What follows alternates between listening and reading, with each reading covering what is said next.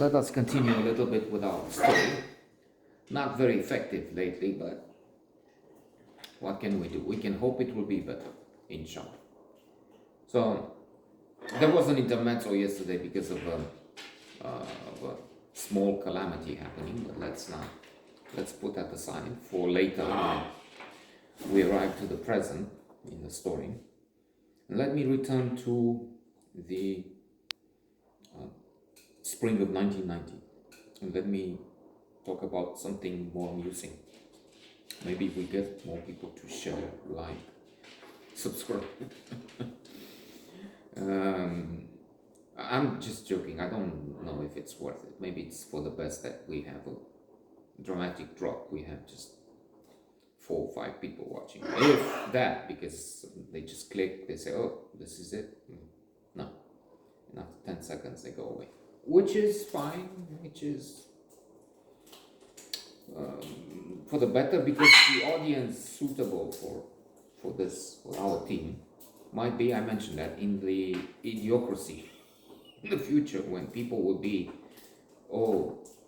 like Trump voters, Bolsonaro, the other fools.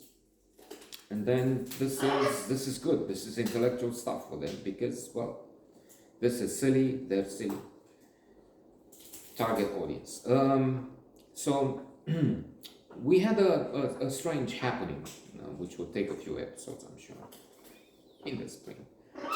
And let me tell you the background. So in the communist days, I was a guide, a tourist guide, and I had all sorts of people. I had tours where I found not many, but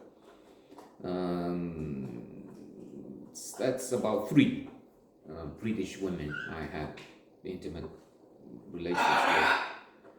But then I had old people, saga, no sex, not into that. Saga, sex and games for the age, that was the joke for the acronyms there. And at a few points, in fact, at least 2, I had young people or children. In this case, 2 buses with children. For some reason, to Râmnicu Vâlcea, that's the only time, I had various itineraries throughout, but with the larger groups, the only time we stopped in Râmnicu Vâlcea on the run. But that's not, I'm not talking about that tour, which was fine. We got along very well together. So much so that when the revolution came, they thought of me. And we got in contact, John Foster, my gratitude, and again, I have to, we stayed in touch, but then I just stopped writing anymore. Ingratitude in the most extreme way, disgusting. Oh Lord, like this fellow here, who will die. Warning, graphic violence, you will drop that. Because she helped us so much, and then we just said, oh, thank you, and then not much more. And we've been through some adventures together. So John Foster organized something like Help Romania, charity of some sorts, targeting me in some part, and then others. She would help a village in Oltenia, and I'm getting to that, and then in Maramureș in the following year. And then after that, I don't know, we lost contact because I stopped writing. So she put in a paper, Cheltenham we're talking, local paper. There was one back then, long since dead, I'm sure, with the internet and all that. Băi, potoriți-vă! And so she said, we met a student, Rarin Ionescu, and he was so lavish epithets on me, so charming.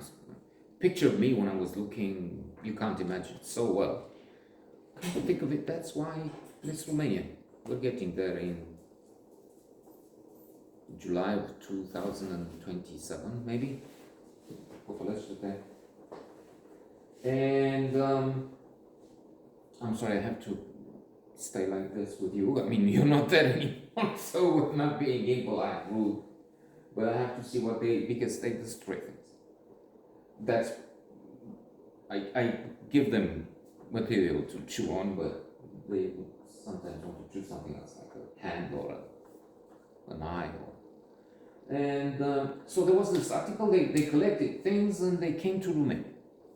Back then I was in Dristore, and there's this van coming, and half of it is emptied at my mother's flat. It was her flat. And I talked with Socrates. Socrates was, I keep mentioning him, he will have to have some episodes for himself, but by that time maybe they will be empty because I give his story sprinkled in the other stuff. We'll see. Not very well organized as you can see. So we started doing things when we were in geophysics together. And we were still at that point, we would finish in a few months. This is, let's say, March, should be more because it was warmer, for that May, and we would finish, well, soon after, the end of May. This is maybe the beginning, our studies, university, when we become engineers in geophysics. Geophysical engineers. I am not even sure of the term. I never worked a day in my life in the field. I finished and I said thank you.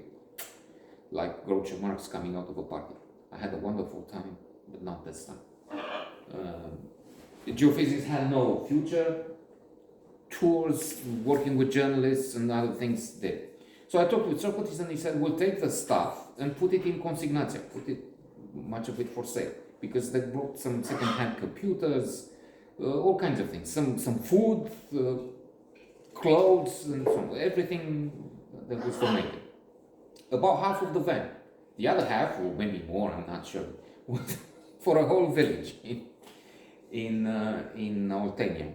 But this was also to come and see me, give me some things, and they were wonderful, and they gave us a boost and so on.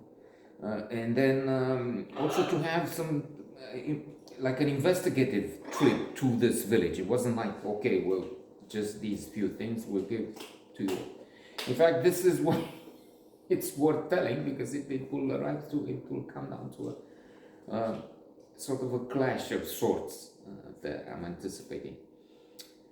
And so we said, okay, Socrates and myself will go along with you in the van to this place and then escort you to the border. It's the least we can do to try and help you there. But maybe you need to have translation and so on. And who knows what else? We'll be there. We'll carry the purse for you.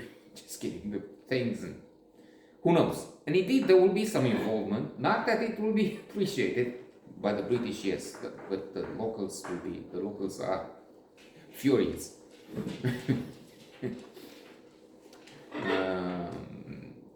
At one point, to the end. I was speaking English back then, Socrates was not. So I took advantage of this for a prank.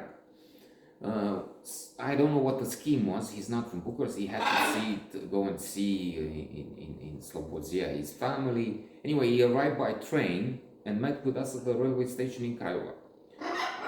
I was with the van with John Foster, and she had another man with her to help share driving, an older gentleman. I don't remember the name.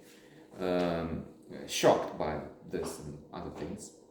And so I said to Socrates, it was around Easter. So in this way we could find in the calendar what date it was, but who's to bother about that? This is because I told Socrates, look, it's Easter, and you have to greet them when we meet. I was taking him from the station to the van. So you say, I hate you. That's what you say for Easter over there. And he comes and he's taller than me, 185, 190 centimeters, and he was also quite massive, heavy back then. I mean, looked and probably was strong. I mean, fortunately we didn't fight. I mean, fight, yes, verbally, not physically, because then I would be damaged if we had been fighting literally. I guess. So sure. So he's and very determined, decisive man. That's why he's the manager of a successful once now. A bit struggling. I hope it's fine. It's going fine through this period of crisis. A small company with 50. Too many, way too many. There should be 25. Always kept too many on board. But that's another story. That's criticism for later. So anyway, this decisive, very imperious comes and says with conviction, all the best, happy Easter, he's thinking, he's saying. In English, doesn't. He shakes the hands. I hate you. And I think we will end on this note and continue tomorrow. Because it was savage. It was